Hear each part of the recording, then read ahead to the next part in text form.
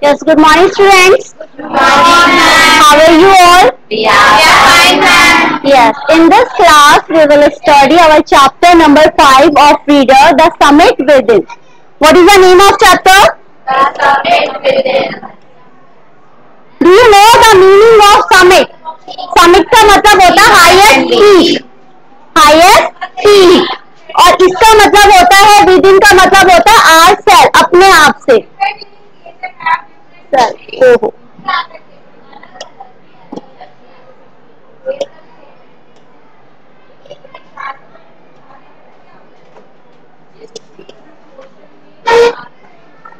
और विदिन का मतलब होता है हाईएस्ट पीक. इस चैप्टर के अंदर जो आपके राइटर है, ऑथर है, कौन है? एचपीएस आहलुवालिया. तो इन्होंने यहाँ पर अपने एक्सपीरियंस शेयर किए हैं कि जब वो एवरेस्ट पर हाईएस्ट पीक पर जाएंगे तो उन्हें कैसी कैसी ऑब्स्टेकल्स आई, कैसा उन्होंने फील किया, वो सारे एक्सपीरियंस आपके साथ इसमें शेयर करेंगे. हमें यहाँ पर इस चैप्टर्स में इसका समिट विदिन का मतलब यही नहीं होता.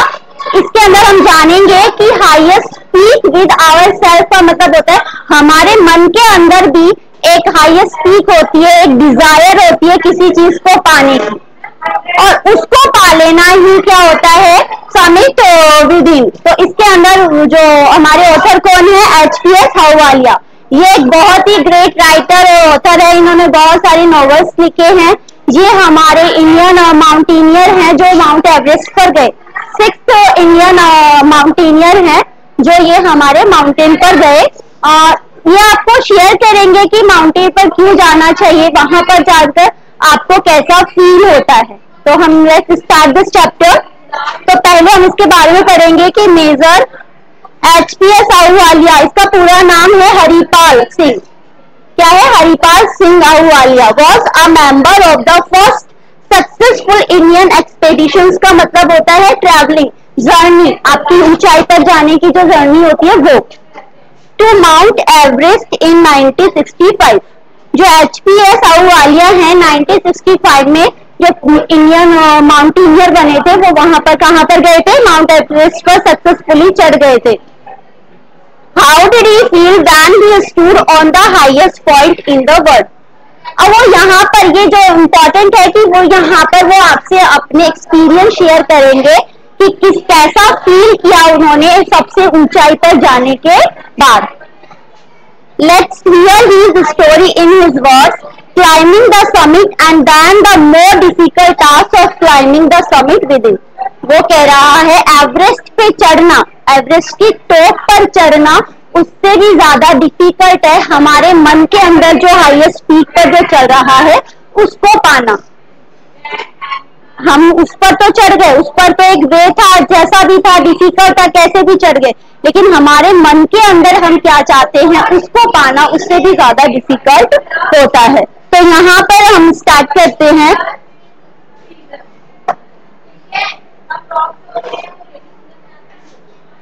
Of all the emotions which surged through me as I stood on the summit of Everest, looking over miles of panorama below us, the dominant one I think was humility. The physical in me seemed to say, "Thank God, it's all over." ये कह रहा है क्या है? उस अपने emotion share कर रहा है. कैसे? Of all the emotion which surge through age me. सबसे ऊंचाई पे खड़ा हूं मैं. कहां पर? समिट में, पीक पर खड़ा हूं, और मुझे कैसा लग रहा है? कैसे? वो अपनी इमोशंस आपको बता रहा है कि looking over miles of panorama below us, the dominant one I think was humility. मतलब इतनी टॉप पर जाने के बाद भी उन्होंने जो सबसे पहली अपनी फीलिंग आप लोगों से शेयर करी वो थी ह्यूमिलिटी. ह्यूमिलिटी का मतलब होता है हम्बलनेस, विनम्रता, पोलाइटनेस. ठीक है? The physical in me seem to say thank God it's all over. वो गॉड को थैंक यू बोलते हैं. यस आई हैव डन, मैंने अचीव कर लिया, मुझे जहां पर जाना था मैं वहां पर पहुंच गया हूँ. However, instead of being jubilant, there was a tinge of sadness. क्या कह रहे हैं? जुबिलियंट क्या होता है? हैप्पी, बहुत ज्यादा खुश. और टिंज ऑफ सैडनेस, टिंज का मतलब होता है शेड. शेड. तो वो कहता है कि उसको बहुत ज्यादा खुशी के बावजूद भी उसके अंदर एक जो दुख का शेड था, दुख का आभास हो रहा था। क्या था वो कि was it because I had already done the ultimate in climbing and there would be nothing higher to climb and all roads hereafter would lead down। क्या कह रहा है कि मेरे पास अब मैं इतनी ऊंचाई पर हूँ, इससे ऊपर नहीं जा सकता हूँ, मैं ऑलरेडी सबसे पीक पर हूँ, अब इससे ऊपर जाने का रास्ता नहीं है। लेकिन उसके बाद भी वो हैप्पी नहीं है, खुश नहीं है।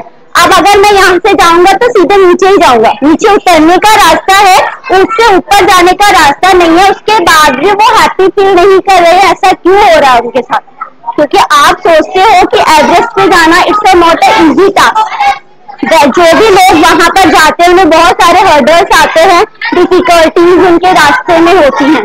क्या बहुत इजी होता है क्या ऐसे रास्तों पर जाना? नहीं, हर कोई नहीं जा सकता, लेकिन वो उस चीज को अचीव करने के बाद भी क्या है, हैप्पी नहीं हो पा रहे हैं। क्यों नहीं हो पा रहे हैं?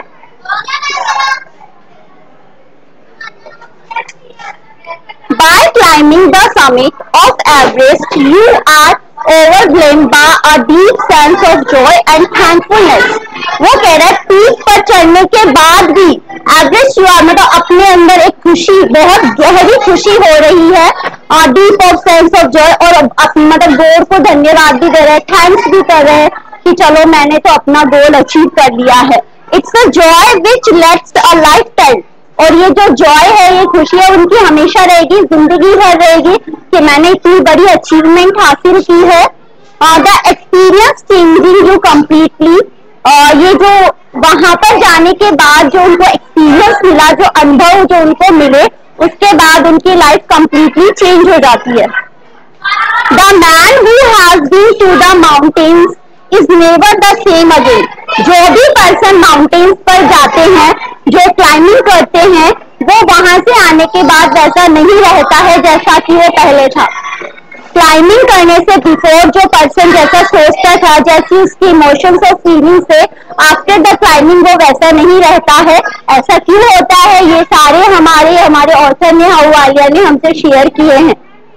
As I look back at life after climbing Everest, I cannot help remarking about the other summit।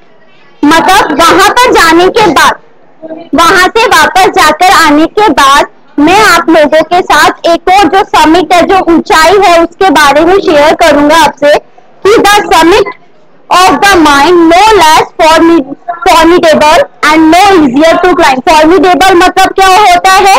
No less formidable मतलब इतनी भी आसान नहीं है। क्या कह रहा है? वहां पर चढ़ने वाली जो हमारी समिट है, उसके अलावा जो हमारी माइंड के जो समिट है, जो हमारे अंदर जो समिट है, उस पर अगर सक्सेस पाना ज्यादा डिफिकल्ट होता है।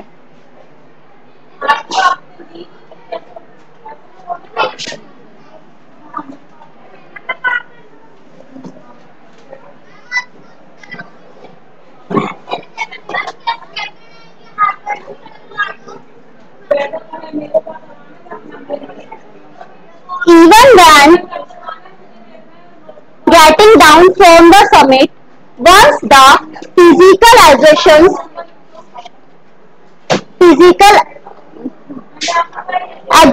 होता है टायर्डनेस। क्या होती है? टायर्डनेस, थकावट, फैटिगनेस, हैड गोल। जैसे ही वो नीचे उतरते हैं माउंट एवरेस्ट से, उनकी जो थकावट है वो ऑटोमेटिकली चली जाती है। And I begin asking my self, और मैं अपने आप से क्या पूछता हूँ? The question why I had climbed Everest. और वो वहां से नीचे उतरने के बाद पूछते हैं कि मैं एवरेस्ट पर ही क्यों चढ़ा, मैंने जो क्लाइंबिंग की वो एवरेस्ट पर ही क्यों की। Why did the act of reaching the summit have such a hold on my imagination. कि एवरेस्ट पर जाने की जो, एवरेस्ट पर चढ़ाई करने की जो इमेजिनेशन थी, जो कल्पना थी, वही मेरे दिल के अंदर, मेरे मन के अंदर क्यों आई? क्यों मैंने एक ऐसी इमेजिनेशन बनाई कि मुझे तो माउंट एवरेस्ट पर ही जाना है। It was already a thing of the past, something done yesterday. With every passing day, it would become more remote। more remote होता है, remote का मतलब होता है बेटा डिस्टेंस, फार, मतलब जो दूर। तो अगर कई बार हम कुछ लाइफ में अचीव करते हैं, आज याद है, कल याद है, धीरे धीरे फेडेड होने लगती है। हमेशा जिंदगी भर आप उसी पल को थोड़ी ना याद करते रहोगे कि मैंने आज 10th क्लास में अच्छी परसेंटेज पाई है तो कल भी परसों भी। आप दूसरी क्लास में जा रहे हो, वहां पर अगर आपको उससे अच्छी अचीवमेंट मिल गई तो आप उसको भूलते हो। तो वो in the same way point क्या कहता है, हमारा ऑथर क्या कहता है कि ये जो मैंने अचीवमेंट पाई है ना, आज तो मुझे याद है, कल थोड़ी याद रहेगी, फिर वो थोड़ी धीरे धीरे क्या होती रहेगी, जैसे जैसे पासिंग डेज जाते जाएंगे उससे मेरी दूरी बनती जाएगी। रिमोट का मतलब होता है फार डिस्टेंस। सब लोग कुछ दिनों के लिए ही याद होता है। And then both would remain, बचेगा क्या, बचेगा क्या, अगर मैं भूल जाऊंगा इन सबको तो बचेगा क्या, would my memories fade slowly away, धीरे धीरे मेरी मेमोरीज जो है, मेरी यादें जो है, किस तरह मैंने क्लाइंबिंग की, क्या हर्डल्स आई, ये सब धीरे धीरे फेडेड होने लगेंगी। तो मेरी मेमोरी में बचेगा क्या। All these thoughts led me to question myself as to why people climb mountains.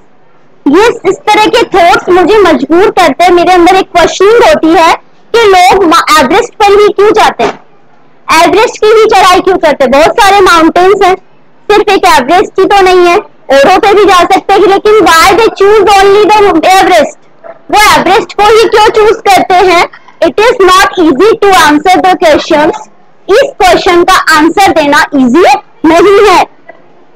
The simplest answer would be as other have said, मतलब इसका एक सिंपल सा आंसर जो लोग कहते हैं शायद ये हो सकता है, because it is there it presents great difficulties. वो क्या कहते हैं, ये हमेशा रहेगा कि जो एवरेस्ट है उसकी जो क्लाइंबिंग है सबसे ज्यादा डिफिकल्ट है, सबसे ज्यादा हाईएस्ट पीक पर है, उस पर जाने के लिए आपको सबसे जो ज्यादा ऑब्स्टेकल्स आएंगी, सबसे ज्यादा ऑब्स्टेकल फेस करनी पड़ेंगी, इसलिए क्योंकि हर कोई माउंट एवरेस्ट पर नहीं चढ़ सकता, इसलिए ज्यादातर लोग एवरेस्ट को चूज करते हैं। Man takes delight in overcoming obstacles, लोग जो रास्ते में जो ऑब्स्टेकल्स आती है ना उसको एंजॉय करते हैं, उसे खुशी से उसका सामना करते हैं। ओवरकमिंग होता है सामना करना, डिलाइट मीन्स खुशी से उसका सामना करते हैं।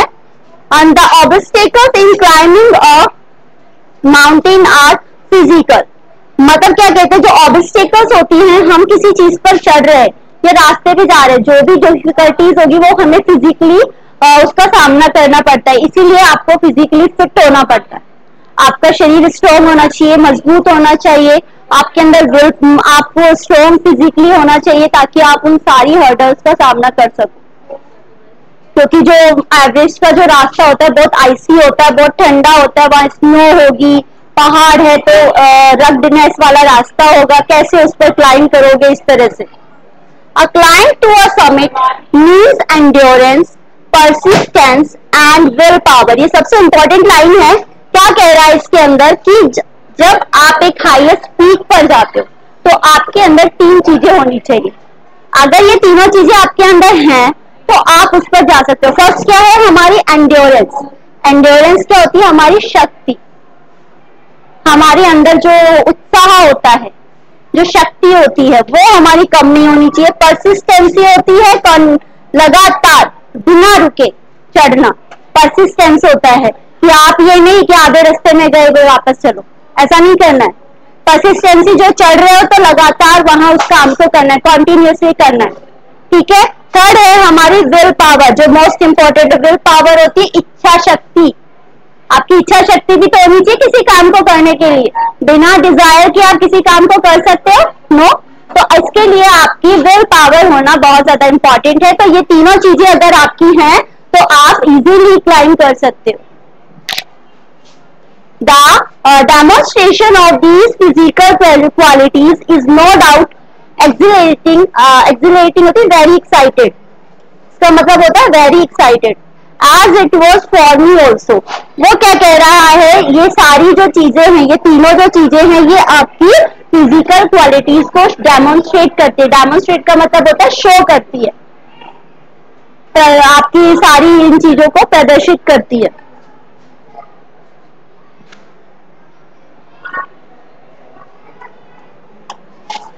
I have have a more personal answer to the questions.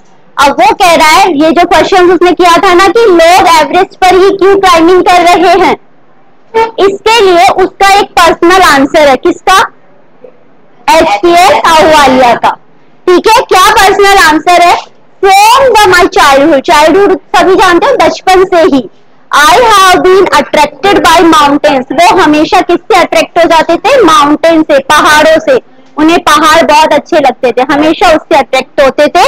And I had been miserable, lost when away from mountains in the planes.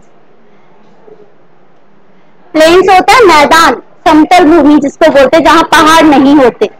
तो जब कभी भी अगर उन्हें पहाड़ों की दुनिया से ले जाकर मैदान में चले जाते थे जहां से उन्हें पहाड़ दिखते नहीं थे, वहां जाकर वो बहुत मिजरेबल हो जाते थे, बहुत दुखी, सैड हो जाते थे, और ऐसा लगता था मैं कहीं खो गया हूँ, यहाँ पर वो चीज नहीं है जो मुझे चाहिए और मैं कहीं खो गया हूँ। वो बहुत सैड हो जाते थे।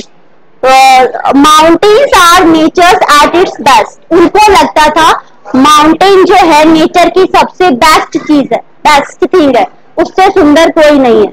हमारे जो नेचर के अंदर जो सबसे अच्छी चीज है वो क्या है? माउंटेन्स। क्यों है उनकी ओपिनियन ऐसे? वो कहते हैं their beauty and majesty. Majesty क्या होता है? एक royal look.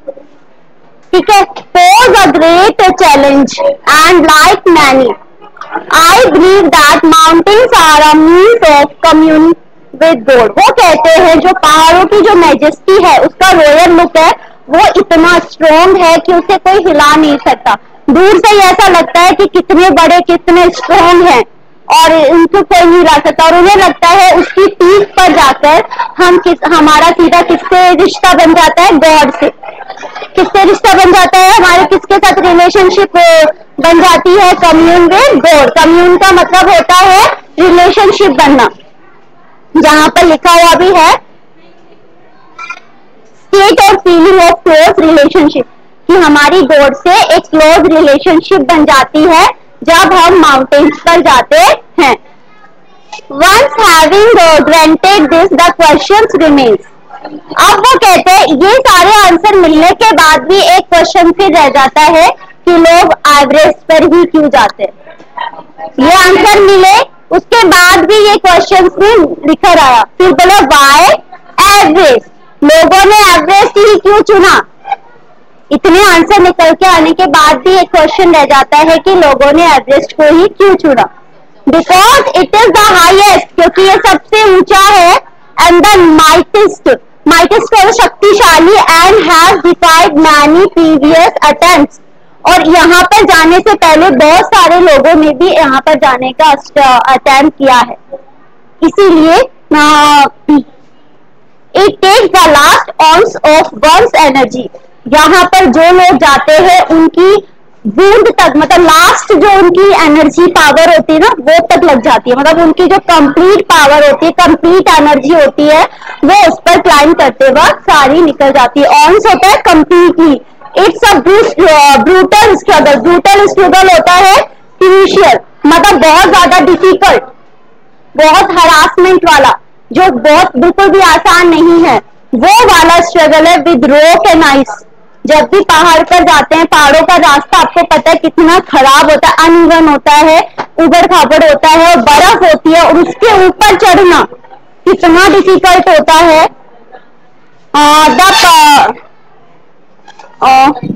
It can not given up half way even when one's life is stake. क्या कह रहे हैं? अगर आप आधे रास्ते चले गए और फिर आपको लगता है नहीं मैं तो वापस आता हूँ, तो it's not a easy task. आप गिव अप नहीं कर सकते, उस वक्त आप हार नहीं मान सकते, क्योंकि वो उतना ही डिफिकल्ट है जितना आधा रास्ता आप पार करके ऊपर जाओगे। तो या तो आप ऊपर चले जाओ, उतना डिफिकल्ट है, या वापस से नीचे उतरोगे तो भी वो भी डिफिकल्ट है। इट्स गुड कि आपसे पूरी क्लाइंबिंग अपनी कंप्लीट करें, और इसके लिए आपको अपनी लाइफ को दांव पर लगाना होता है।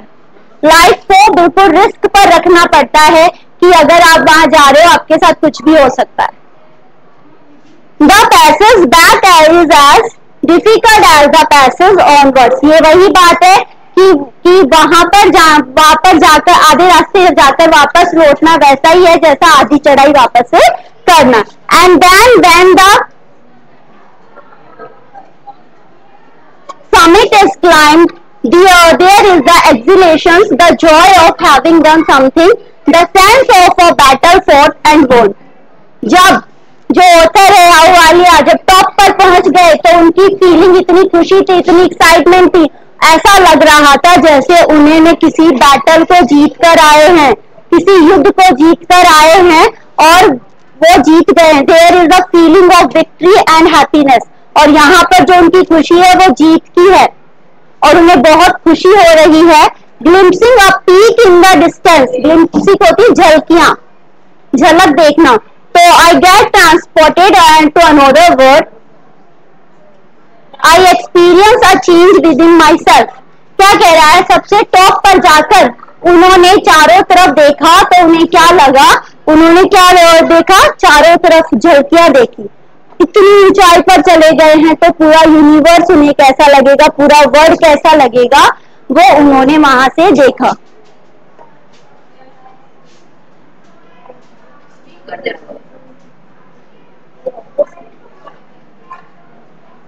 Which can only be called mystical. वो कह रहे हैं कि पीक पर जाने के बाद उन्हें सारा कैसा लगा, वो एक मिस्टिकल हो सकता है, रहस्यमय हो सकता है, स्पिरिचुअल हो सकता है. By its beauty, aloofness, might, ruggedness. वो कह रहे हैं जो ब्यूटी है चारों तरफ वो कैसी है? अलोफनेस. अलोफनेस मीन्स होता है चारों तरफ से जो बहुत शक्तिशाली है, माइटी. और रग्डनेस होता है अनइवन, जो वहां का जो रास्ता था पहाड़ों पर जाने का अनइवन था. उन्होंने देखा ना वहां से चढ़कर कि मैं कैसे रास्ते से आया हूं, तो बहुत ज्यादा उबड़ खाबड़ था. And the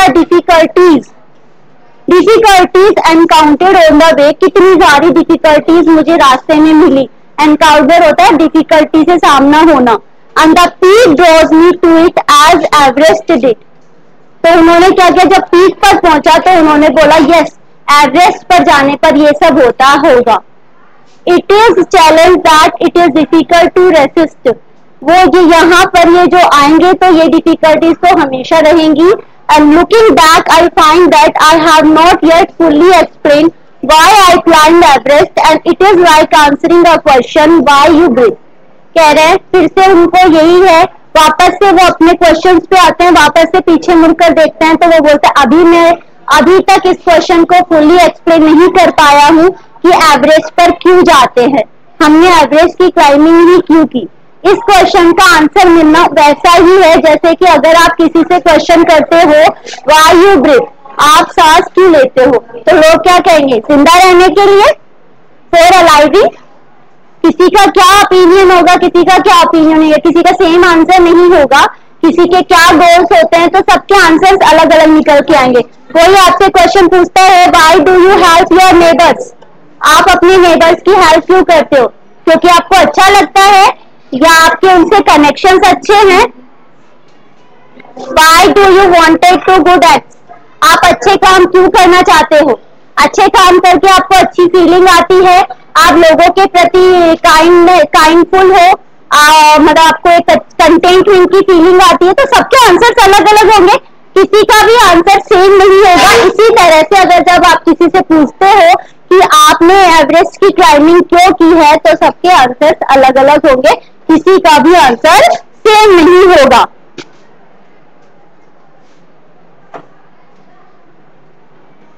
And then there is the fact that Everest is not just a physical climb. The man who has been to the mountain top becomes conscious in a spiritual manner of his own smalls in his large universe. कह रहे हैं कि mount Everest की चढ़ाई चढ़ना कोई easy task नहीं है. ये फिजिकली क्लाइंब नहीं है, मतलब बहुत ज्यादा छोटा मोटा नहीं है, बहुत डिफिकल्ट होता है वहां पर जाना. और जो लोग भी माउंट एवरेस्ट के टॉप पर जाते हैं उन्हें एक स्पेशल फीलिंग आती है. क्या आती है? कि वहां पर जाकर उन्हें लगता है कि अभी तो हमने दुनिया की सबसे छोटी चीज ही हासिल की है. क्योंकि टॉप पर गए एवरेस्ट के टॉप पर जाके उन्होंने पूरे यूनिवर्स को देखा और यूनिवर्स उनके सामने इतना बड़ा था, इतना एनलार्ज था, उसके सामने वो अपने आप को बहुत छोटा फील कर रहे थे. उन्हें लग रहा था कि अभी तो मैंने एक छोटी सी जीत हासिल की है, मैं एक बहुत छोटा हूँ इस पूरी यूनिवर्स के सामने. ये यूनिवर्स तो ब्रह्मांड तो बहुत बड़ा है. तो ये सारी फीलिंग हर एक माउंटेन्स के बीच अंदर आती हैं।